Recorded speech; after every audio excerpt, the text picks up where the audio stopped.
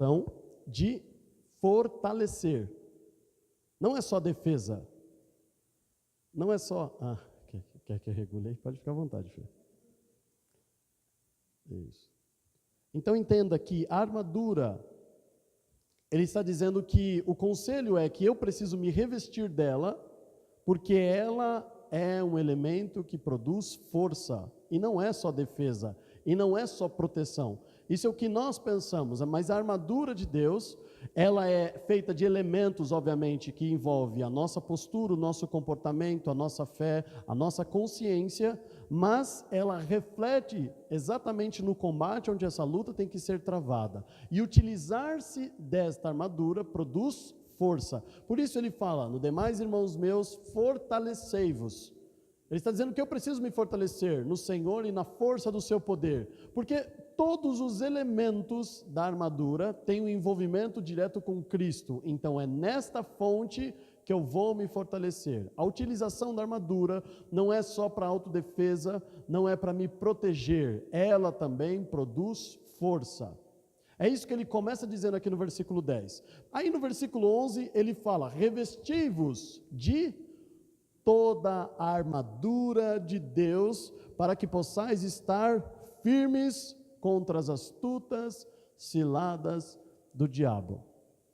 Pode parecer estranho o que eu vou dizer aqui para você, mas talvez todos os versículos que nós vamos ler aqui, até o versículo 18, talvez este versículo 11 e o versículo 13, que repete o mesmo assunto, se ele repete, é porque o Senhor quer que nós tenhamos a devida atenção ao que ele está dizendo aqui. Percebe que no texto ele fala que eu tenho que me revestir de toda a armadura de Deus. Não adianta nós nos apropriarmos de parte dela. Não adianta nós nos apropriarmos somente de alguns elementos dessa armadura. Não adianta eu me apropriar do calçado, da preparação do Evangelho. Não adianta eu somente ter uma espada, não adianta eu somente ter ou o escudo, ou a couraça.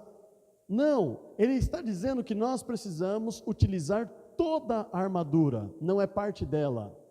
E é muito comum e nítido ver pessoas que notoriamente têm se destacado em algumas situações, dentro de alguns desses elementos das armaduras, mas não ela por completo. Ele está dizendo que o revestimento dessa armadura precisa ser por completo, toda ela. Porque o inimigo ele é astuto e ele não precisa que você esteja verdadeiramente usando um ou dois elementos para ele se afastar. Ele vai agir contra as nossas vidas, mesmo nós estando 100% revestido nessa armadura. Entenda uma coisa, um soldado numa batalha, talvez você já viu filmes, ou talvez simplesmente o fato de você meditar sobre isso, você vai entender. Se um soldado em uma batalha, ele tem o dedo cortado fora num combate, ele tem uma parte do seu corpo dilacerada, é uma pequena parte, é um pequeno espaço comparado a todo o conjunto dos membros e do corpo. Aquilo é o suficiente para deixar ele mais vulnerável aos ataques. Ele pode simplesmente, uma granada explodir próximo dele e ele perder por um bom tempo a audição. Isto já vai deixar ele vulnerável para uma série de ataques que ele não vai perceber. O soldado precisa ter todos os seus membros funcionando. O soldado ele precisa de todos os seus membros ativos. O motivo do revestimento por completo é que nós não podemos deixar algumas brechas na nossa vida, porque o diabo ele precisa de pequenas brechas para destruir todo o corpo, toda a estrutura. Ele precisa de pequenos erros, pequenas falhas que nós não damos atenção. São as pequenas raposinhas, elas são as responsáveis em consumir toda a vinha. Lembre-se do Éden. O Éden nos ensina muito, amados. O inimigo precisava somente da atenção de Eva. Nada mais do que isso. Uma simples atenção para iniciar uma conversa, ter um diálogo com o inimigo. Isto foi suficiente para ele então conseguir derrubar o homem no Éden. Então ele está dizendo que nós precisamos nos revestir de se nós não nos revestirmos de toda a armadura, nós não vamos permanecer firmes. Nós vamos fraquejar. Você pode estar com toda a sua armadura e os pés descalços. Você pisou num prego, acabou. Você não consegue mais acompanhar o pelotão. Dependendo do lugar, você não consegue, do terreno, você não consegue andar. A sua resistência diminui. Você agora começa a ficar vulnerável. Uma simples sandália, uma simples bota, o soldado já não está no mesmo nível que todos. Então ele diz que para permanecer firme no combate que nós iremos travar, nós precisamos ter toda a armadura, não é parte dela. Por isso, o que nós vamos fazer daqui para frente não só buscar entendimento e aplicação para ter essas os elementos da armadura de Deus, mas ter toda ela. Não adianta eu querer ter partes, ou é tudo ou não é nada. Versículo 12, ele diz assim: porque não temos que lutar contra carne ou sangue, mas a nossa luta é o quê? Mas contra os principados, contra as potestades, contra os príncipes das trevas deste século, contra as hostes espirituais da maldade nos lugares celestiais. Ele deixa muito claro quem é o nosso inimigo e aonde essa luta é travada. Primeiro, a luta não é travada aqui na terra. A luta não é travada com pessoas. A luta não é travada politicamente. A luta é declaradamente travada contra o império das trevas nos lugares celestiais. Então, todas as vezes que você se achar em combate acerca do reino de Deus com uma pessoa, saiba que você não está lutando a guerra, a batalha que o Senhor te levantou e me levantou. Uma coisa é eu estar tendo um embate com um cliente sobre questões profissionais. Não tem nada a ver. Uma coisa é eu estar falando sobre assuntos e problemas do cotidiano da vida. O ar está muito gelado, a gente tem que melhorar, criar uma forma para isso. Nós começamos, aí uma pessoa vem e discorda do outro. Isto é comum. Agora, quando você estiver disputando, lutando, guerreando sobre questões espirituais com homens, você está no lugar errado e com a pessoa errada travando essa batalha. Nossa batalha não é por isso, ela não é política. Por isso que a igreja não tem que lutar politicamente para fazer a obra de Deus. Está tudo errado. Porque a obra de Deus não é medida e nem balizada por ações de homens. A batalha na qual travamos não é nesta terra. Então, se está tendo um grande levante de leis, de normas, de cultura, de ensino contra os nossos filhos, contra a família, contra a igreja do Senhor, a nossa batalha não é em Brasília. Por quê? Nada mais é que os homens que estão ali assinando, votando, ou fazendo isso, ou embutindo na cabeça das crianças através de filmes, desenhos e tantas outras coisas, quem está influenciando esses homens é quem nós deveríamos estar combatendo e lutando. A igreja não está lutando neste lugar e nem contra o inimigo certo. E ainda ela acredita que está prevalecendo. Por quê? Porque nós conseguimos evitar que aquela lei fosse aprovada, ou que aquele decreto viesse à tona. Está errado. Amados, você pensa que talvez esse discurso incomoda, mas fique tranquilo, porque esse discurso é o discurso um dos principais discursos que fez com que os judeus não reconhecessem Jesus como Salvador, porque eles creem que o verdadeiro Cristo também vai ter uma influência política e vai trazer a paz da terra. Paz, não aqui dentro, paz dos conflitos financeiros, dos conflitos migratórios, dos conflitos de doenças, de divisão de tecnologia e conhecimento. Eles entendem que o Messias vem trazer esta paz na vida social dos homens. E Jesus vem com um discurso dizendo o quê? Eu não vim trazer paz, eu vim trazer guerra.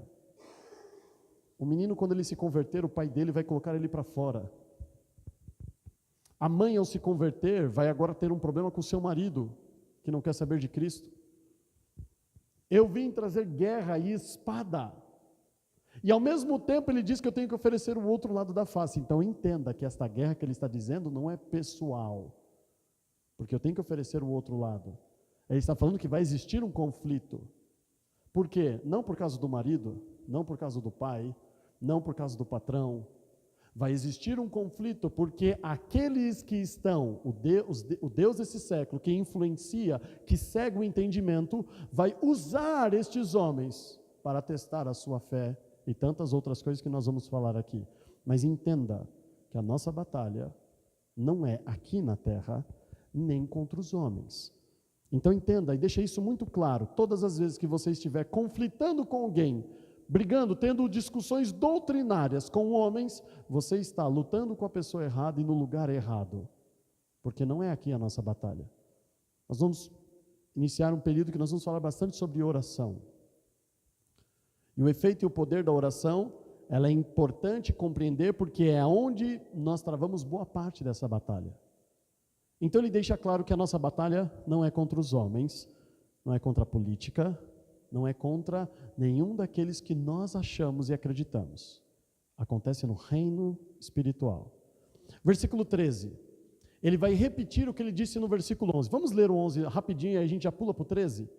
Revesti-vos de toda a armadura de Deus para que possais estar firmes contra as astutas ciladas do diabo. Agora olha o 13. Portanto, tomai a maior parte, toda a armadura de Deus, para que possais resistir no dia mau, e havendo feito tudo, ficar firme.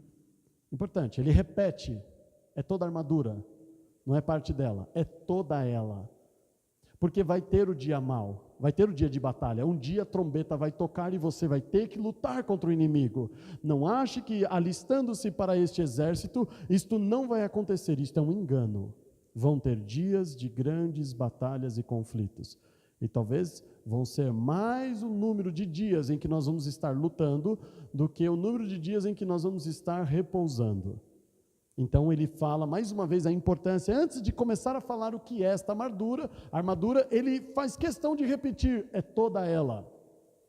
E aí ele começa, então vamos desmembrar. Versículo 14. Estai, pois, firmes, presta atenção na expressão, firmeza, tendo cingido os vossos lombos com a verdade. Para aqui um pouquinho. O que é esse cingir os lombos? É bem simples, cinto, é um cinto. E para que serve o cinto? Ele iniciou o versículo já dando uma dica. O cinto serve para dar ajuste, aperto, não pode ter folga, não pode ter folga. Ele inicia o versículo 4 falando sobre firmeza, estar ajustado. Ele usa o cinto como o cinto da verdade. Preste bastante atenção nisso, amados.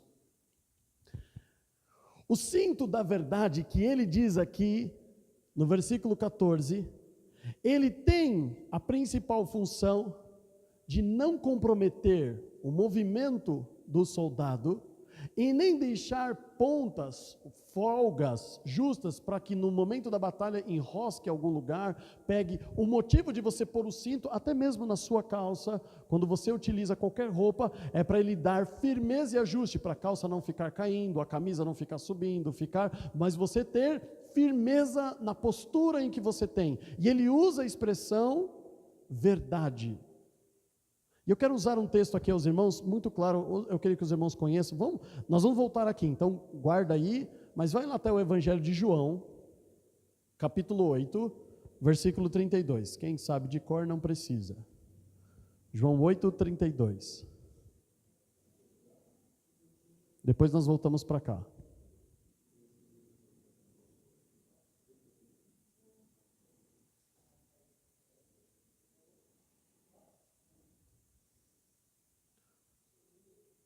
João 8, 32 diz, e conhecereis a verdade, e a verdade vos libertará. Qual é o efeito da verdade na vida do homem? A libertação, fazer ele ser livre. Parece até que Deus ele é tão sábio que ele coloca o ensino, e parece que até tem uma contradição. Para eu ser livre, eu preciso estar ajustado à verdade. Eu preciso estar bem apertado, comprimido na verdade. Isso vai me fazer livre, porque a impressão que dá que quando você coloca o cinto, você não tem liberdade, não tem folga. Você não fica à vontade. Por quê? Porque o cinto serve para exatamente dar ajuste, para dar exatamente, amados, eliminar as folgas, as brechas. O cinto vem para fazer isso. Eu lembro quando eu saltei de paraquedas, foi muito engraçado, porque eu estava de costas para o meu instrutor, e ele começou a colocar o cinto, né? A garantia que eu não ia morrer. E aí ele começou a apertar o cinto.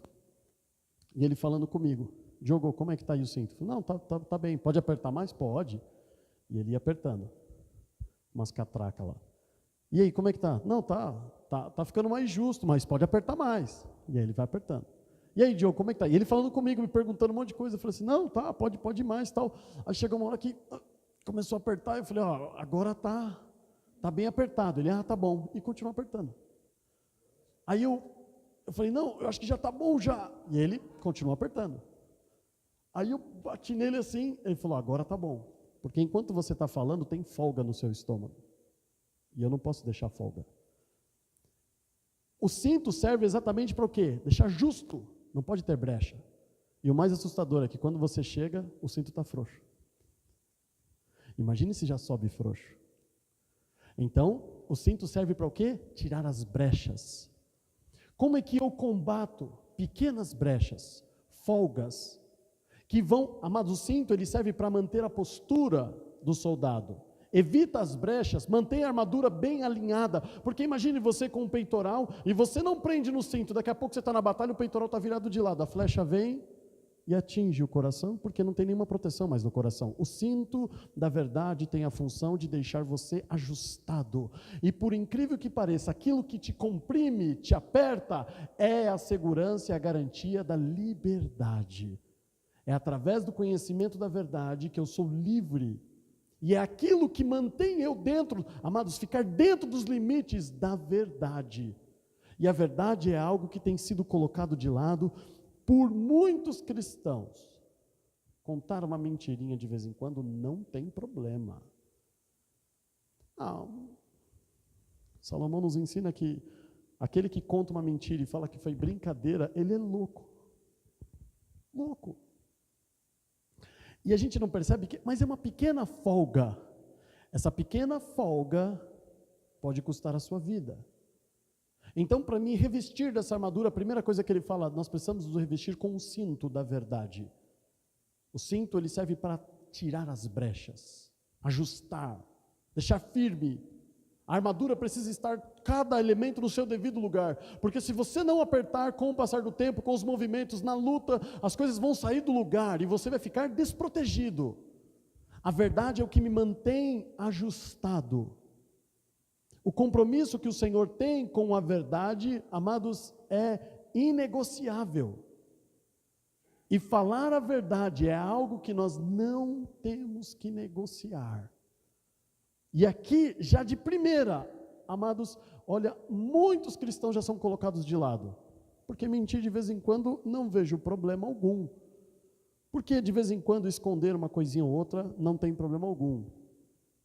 É abominável para o Senhor. Nesta luta, nesse combate, o que vai manter todos os elementos da armadura no seu devido lugar, o que vai me manter sem brechas, sem espaços, é a verdade. E pela mentira, muitos têm deixado brechas pelo caminho, aonde o inimigo tem entrado e destruído muitas vidas. Domingo, como nós tínhamos avisado e falado aos irmãos no domingo passado, nós vamos estar falando sobre depressão.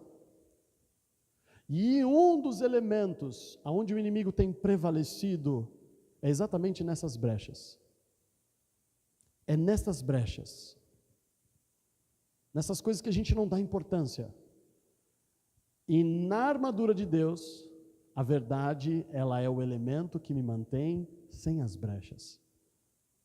Se você, meu pai ele sempre falava isso. Me lembro desde criança. E quando você conta uma mentira, você precisa contar mais 3 para esconder aquela.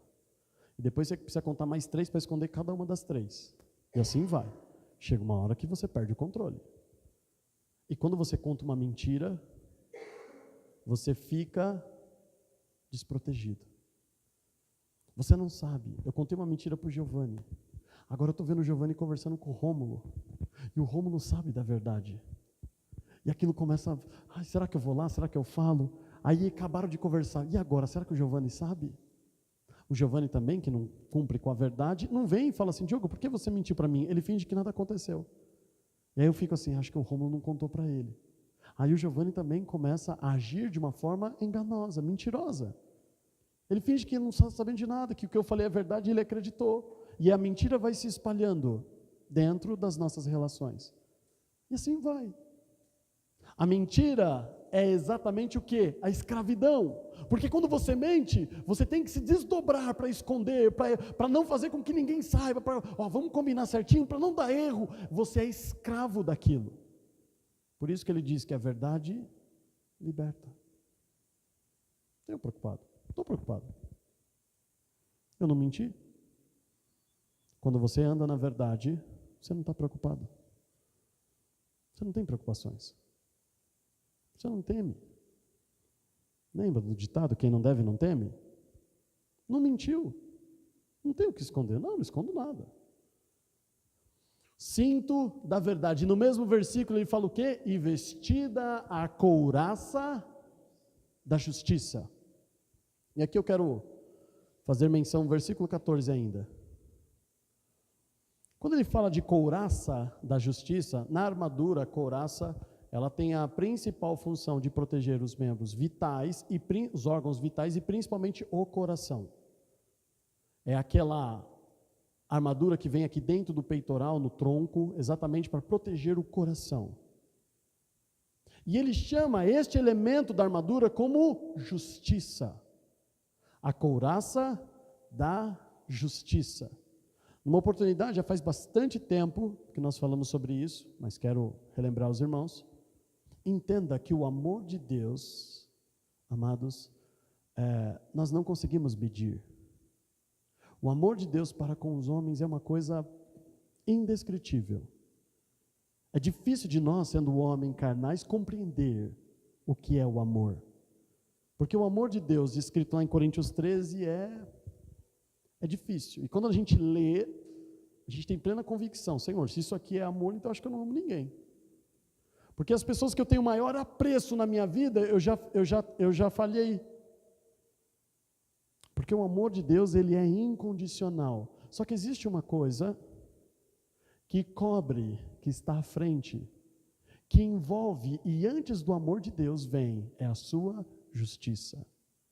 Se não fosse assim, todos os homens, todos, chegariam diante de Deus naquele grande dia, e Ele vai falar assim, vamos fazer o seguinte, como eu amo tanto vocês, eu vou esquecer tudo que vocês fizeram, eu vou esquecer a minha palavra, eu vou esquecer meus mandamentos, eu vou esquecer tudo, eu vou esquecer que vocês foram rebeldes, eu vou esquecer que vocês negaram meu nome, eu vou esquecer tudo, e vai todo mundo para o céu. Não vai ser assim, porque antes do coração, antes do amor, existe uma coisa que blinda as atitudes de Deus e as atitudes de um verdadeiro soldado do Senhor, que é a justiça. Por isso que nós precisamos entender, o homem tem dificuldade de entender que correção não é amor para o homem. E Deus fala que é. É justo. Você falhou e agora precisa pagar com a consequência. Ele vem e te corrige. E isso é amor. É para te preservar. E para muitos homens, o amor está à frente da justiça. E não percebem que isto não é amor, e muito menos justiça. Muitas vezes o homem tem falhado na disciplina com os filhos, quando se fala desse assunto. A justiça vem à frente do que é o amor. A justiça precisa vir à frente. Mas eu amo, eu não tenho coragem de fazer isso. Eu não tenho coragem de falar isso. Eu não tenho coragem para isto. Cuidado. Porque a justiça, a couraça da justiça, é o que protege, o que envolve o coração. O amor não vai falar mais alto que a justiça. Naquele dia você vai ter a prova testemunha disto que está escrito. A justiça é que vai imperar, não é o amor. Vai lançá-los no lago de fogo, mesmo amando eles. Mesmo amando eles, ele vai lançar a todos no lago de fogo. Porque não existe ódio. Deus é amor. E ele vai amar e lançar no lago de fogo por toda a eternidade, mesmo amando. Porque acima deste amor está a justiça. Eles tiveram oportunidade. Eles tiveram a lei, os profetas, e eles não deram ouvidos. Eles tiveram chance e não se arrependeram. Escolheram o mundo, a carne e os seus ídolos, e não o Senhor é justo. Entenda isso, amados. Nas nossas relações, nós muitas vezes não consideramos isso com as amizades que a gente tem do mundo. E a gente ainda quer insistir no amor. E cuidado, porque talvez o que deveria ser evidência das nossas atitudes é a justiça e não o amor. E a gente está se perdendo nisso. E aí vem o nosso amado irmão Tiago, lá no capítulo 4, dizer assim, olha, não se esqueça, a partir do versículo 4, do capítulo 4, a amizade do mundo é inimizade contra Deus. Você acha que você está fazendo a obra de Deus? Você acha que você está fazendo a vontade de Deus? Não se engane. E ainda usando o pretexto do amor. Não se engane. Cuidado. Um bom soldado, antes de expressar seu amor, seu carinho, ele ama, ele defende, ele luta, ele preserva, mas antes de tudo existe a justiça. Ele tem um compromisso com a justiça, com aquilo que é correto, com aquilo que é devido. Com a nossa parentela nem sempre é assim. Ah, mas eu gosto tanto isso.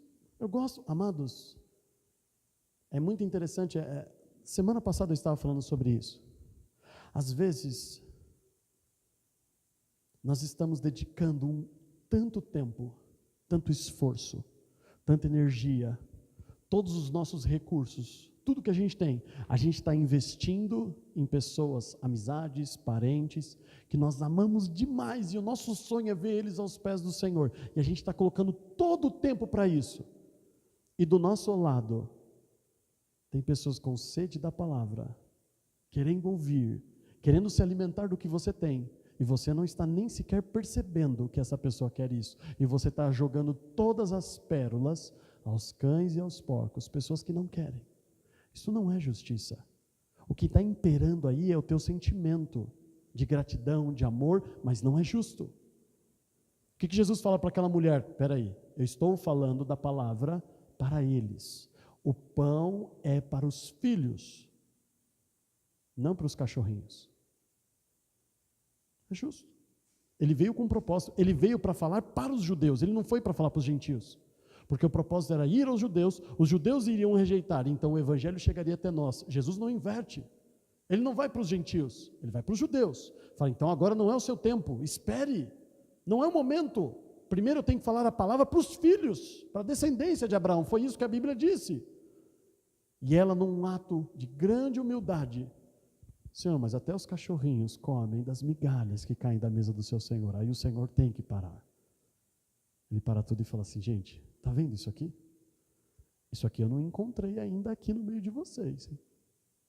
Fé como esta, postura como esta, é uma exceção. Mas ele está ali falando aquilo que é necessário. Eu vim para pregar aos judeus. E se for necessário, os gentios não vão escutar. Se for necessário, eu vou colocar de lado. Se for necessário, vai ficar do lado de fora da casa, porque não é o tempo, é a justiça, amados.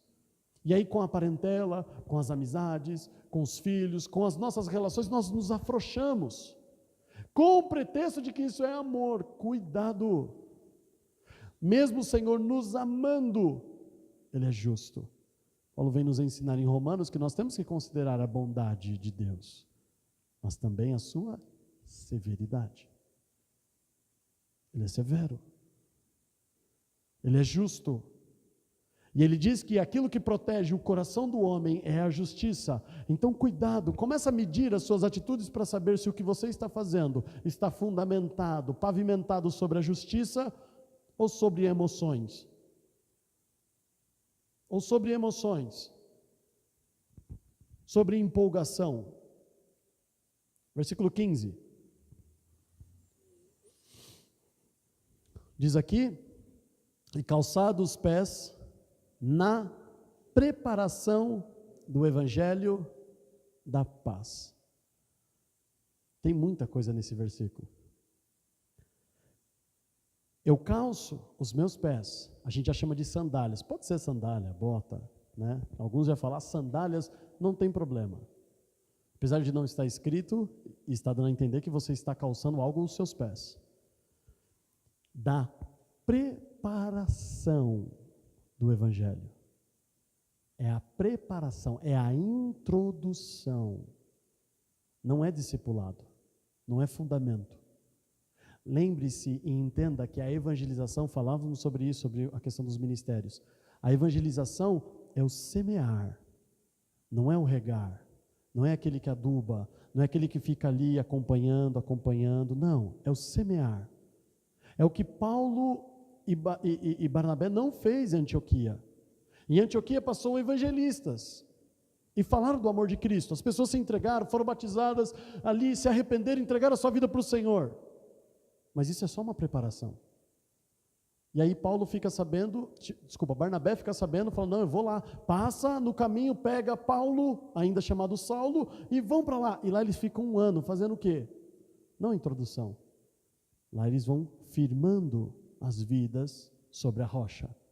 Quem é Cristo? O propósito. Como eu tenho que combater, quais são as armaduras, o que o Senhor quer de mim, como eu combato o inimigo, e aí ele vem fundamentando, dando musculatura. Lembre-se que o evangelho é a introdução, é a preparação. E aqui tem um ponto importante. Esta introdução, esta preparação é dever de todos os filhos de Deus, de todos os soldados. Ele em nenhum momento disse que é a evangelização. Ele está falando que essa introdução, essa preparação, esse falar do amor de Cristo, esse levar no ID e falar, viu, sabe que você precisa ter a sua vida transformada como a minha foi. Se hoje tem algo de bom em mim, foi porque Cristo me resgatou. Esta preparação, ela tem que ser uma evidência em todos nós. Não é só, não, eu não sou evangelista. E esta preparação do evangelho da paz tem que ser aonde eu pisar, aonde eu estiver. A minha vida tem que ser um testemunho de evangelização. Eu posso não ser um evangelista, mas essa introdução, Cristo precisa ser notório no meu dia a dia, no meu comportamento, aonde eu ando, aonde eu passo. Isso é uma identidade do soldado. Isso é uma identidade de que eu tenho um dos elementos dessa armadura. E nós vemos muitas pessoas com este elemento. O recém-convertido. Aonde ele vai, ele quer falar do amor de Cristo, mas não tem escudo da fé ainda. Não entende o que é a espada. Não entende uma série de coisas. Mas lembre-se que ele nos ensinou no versículo 11 e 13 que é toda a armadura, não é só isso. Este elemento da armadura de Deus, ela é fundamental, porque é a evidência de uma vida transformada e percebida pelos homens. Não é uma vida transformada que só você enxerga. Lembrei de uma história, não sei se vocês conhecem. Vocês conhecem a história do Joãozinho Passo Certo?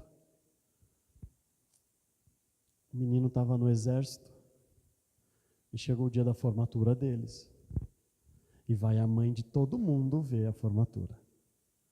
E aí está lá todo mundo se posicionando, aí eles começam a vir marchando. Tá. Aquela coisa, né, bonita, né? E aí vem o Joãozinho Passo Certo. Ele está marchando tudo errado. Fora do compasso, fora do tempo, tudo errado. E ali está ali todas as mães, a mãe do Joãozinho olha e fala assim, está vendo aquele ali? Aquele, meu filho, qual? Aquele ali, ó. O único que está marchando certo. É assim. Só ela enxerga, só você enxerga que você foi transformado. Ninguém mais enxerga, ninguém vê mudança no comportamento, mas você enxerga. Não, eu sou outra pessoa. Mas ninguém consegue ver isso. Esta preparação do Evangelho é um indicador de que verdadeiramente nós somos transformados. É a maior ferramenta de evangelização, é o bom testemunho. É você ter um compromisso com a verdade.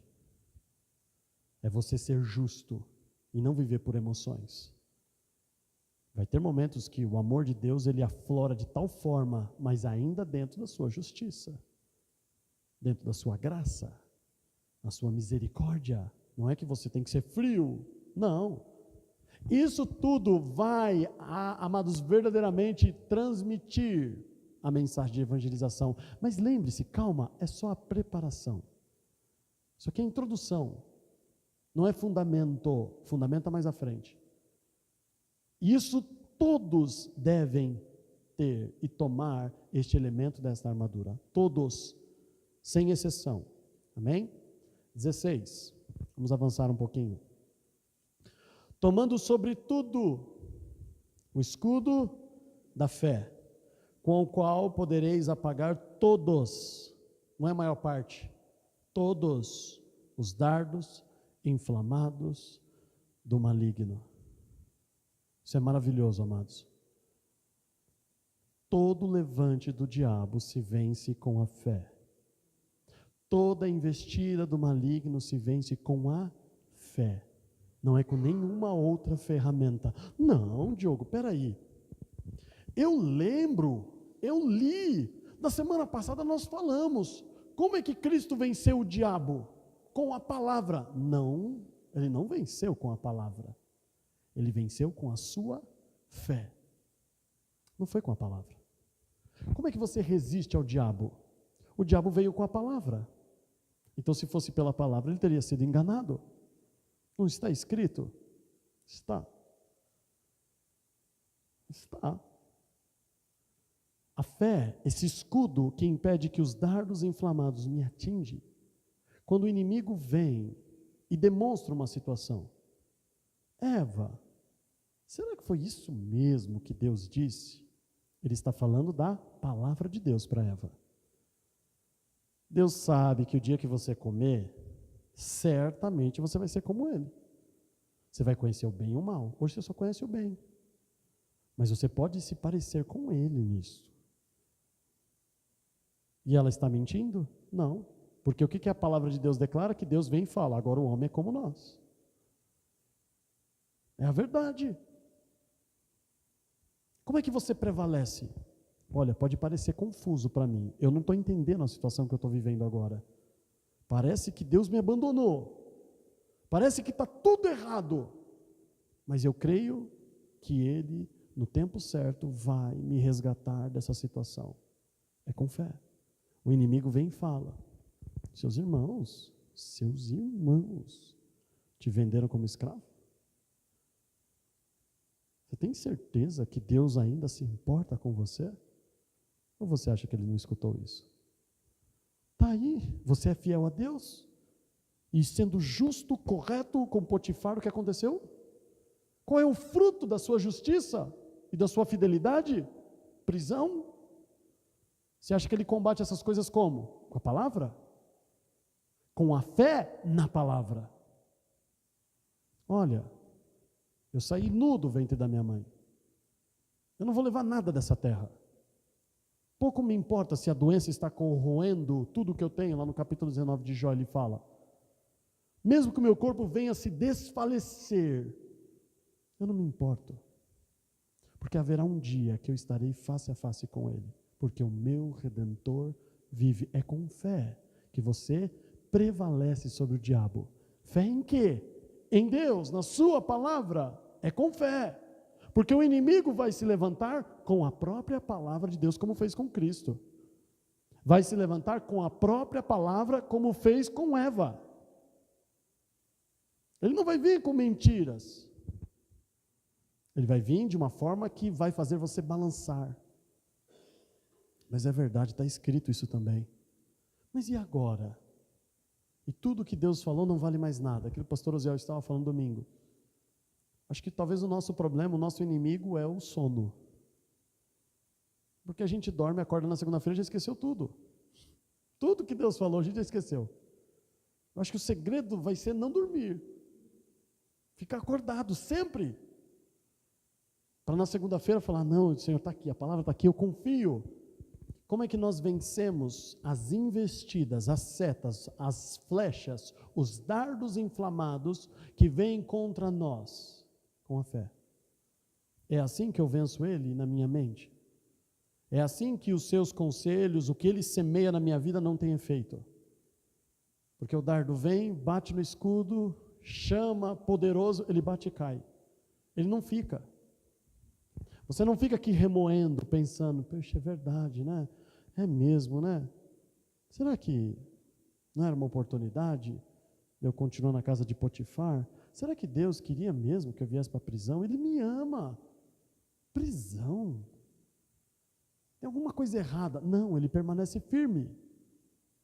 O escudo da fé é crer na palavra do Senhor todos os dias, constantemente, não importa o que aconteça, se parece que está demorando, não, ele dobra o joelho, ele ora e não vem chuva, ele continua orando, não vem chuva, e aí vem, não, porque na 7ª vez, amados, podia ter levado 100 vezes a oração, ele ia continuar orando até a chuva vir, podia demorar 100 vezes, louvado seja Deus que foi na 7ª.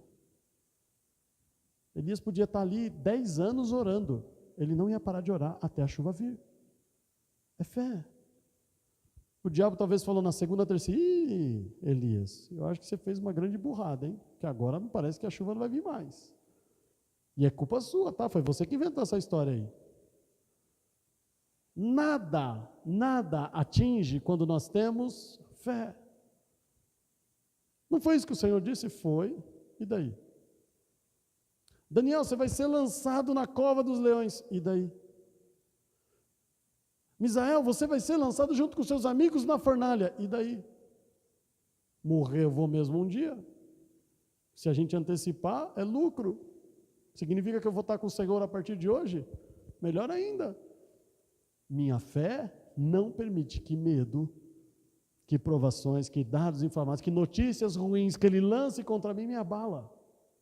É o escudo da fé que me defende disso. É a certeza convicta na palavra do Senhor. Este é o escudo da fé. 17. Tomai também o capacete da salvação e a espada do Espírito, que é a palavra de Deus. Nós vamos falar um pouquinho do capacete da salvação. Capacete da salvação, nós estamos aqui em Efésios, vamos abrir rapidamente em Hebreus, capítulo 9.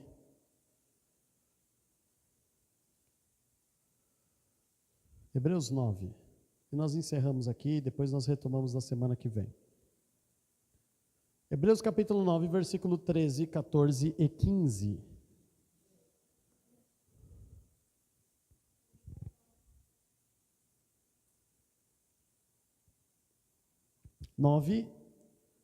De Hebreus, versículo 13, versículo 14 e versículo 15. Olha o que diz aqui. Portanto, se o sangue dos touros e bodes e a cinza de uma novilha esparzida sobre os imundos o santificava, quanto à purificação da carne, quanto mais o sangue de Cristo, que pelo Espírito Santo eterno se ofereceu a si mesmo imaculado a Deus, purificará as vossas consciências das obras mortas para servirdes ao Deus vivo.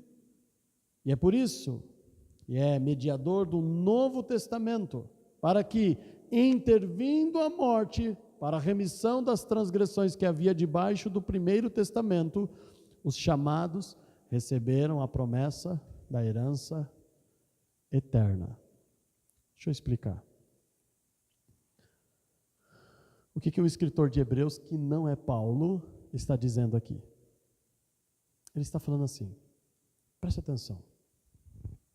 O sangue dos animais, de um novilho, de um touro, de uma pomba, era suficiente quando espargido sobre o pecador, o infrator, para purificá-lo e extrair o pecado de dentro dele e não mais carregar essa culpa. Imagine o sangue de Cristo. O efeito e o poder dele é muito maior. Até aí nós entendemos e sabemos. Só que quando ele está falando sobre isso, no versículo 14, ele fala o quê?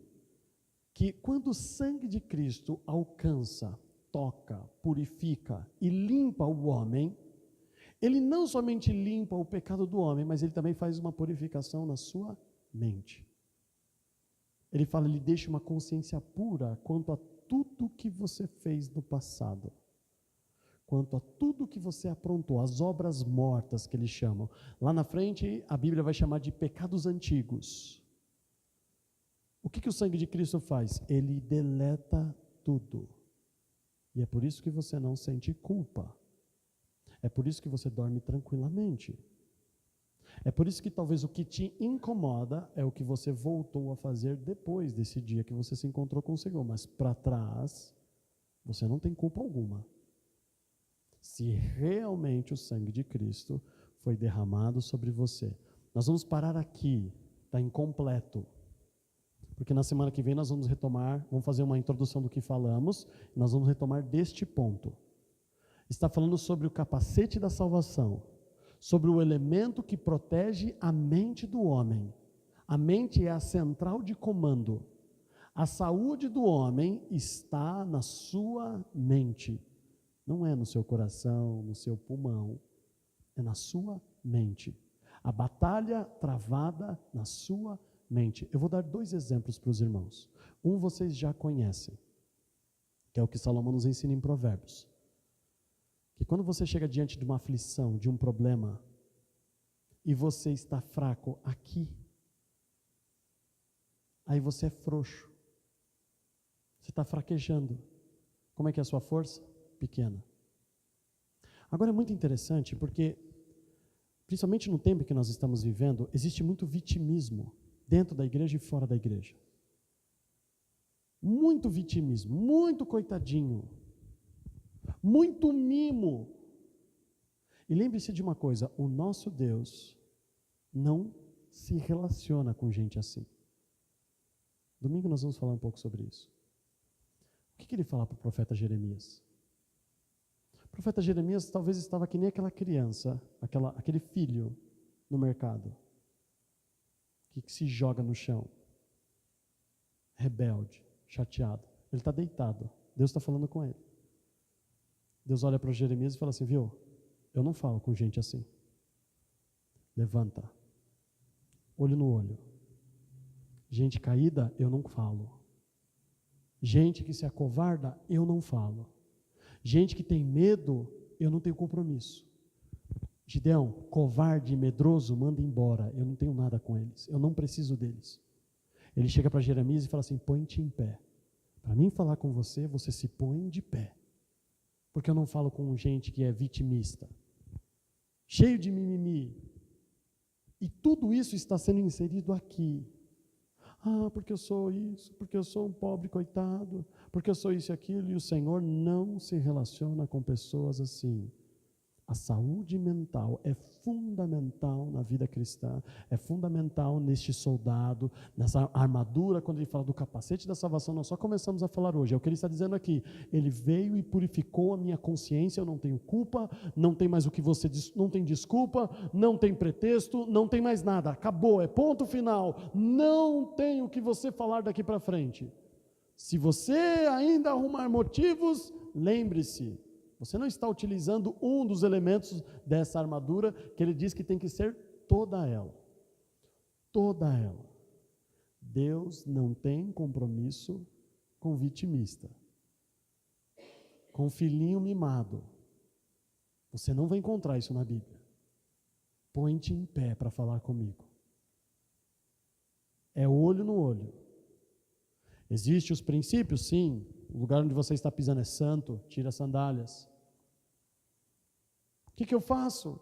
Senhor, qual que é o teu problema? Ah, minha língua é pesada. Tá bom, resolvi. A gente fica dando desculpa. E ele vai lá, tá bom, isso. Fala que você tem medo, que você é covarde, que você não quer fazer, mas não fica inventando desculpa. E se eu chegar lá e... Olha a preocupação. Se eu chegar lá e o faraó perguntar, quem que te mandou aqui? Isso é preocupação, amados? Isso é preocupação? Isso é desculpa. Mas eu não sei falar direito. Viveu 40 anos no palácio e não sabe falar. Você vai ver gente que você conhece e não sabe conversar com eles. Tem ainda que se apresentar. Desculpa. Põe-te em pé para falar comigo. Então, amados, nós vamos interromper aqui. Na semana que vem nós vamos falar um pouquinho daquilo que nós falamos hoje, rapidamente, numa introdução. E aí nós retomamos desse ponto em diante. A partir do capacete da salvação e depois da espada do Espírito. E não acaba aí. O versículo 18 diz, não somente da armadura, mas da postura do soldado. Vigiar e orar. Todo mundo acha que acaba aqui, na espada do Espírito. Ele fala, não. E a postura do soldado? E semana que vem nós retomamos, amém?